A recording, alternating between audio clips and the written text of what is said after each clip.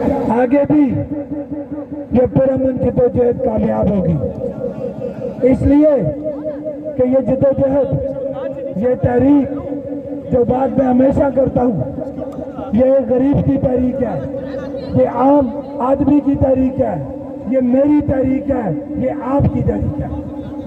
इस तहरीक को, इस जद्दोजहद को कोई भी नहीं रोक सकता।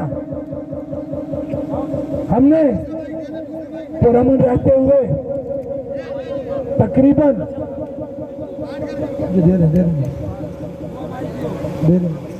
हेलो इस तहरीक को तकरीबन 3 साल का अरसा होने जा रहा है, लेकिन आज तक किसी ने असला सामने नहीं उठाया। इसलिए नहीं उठाया कि हमने खामोश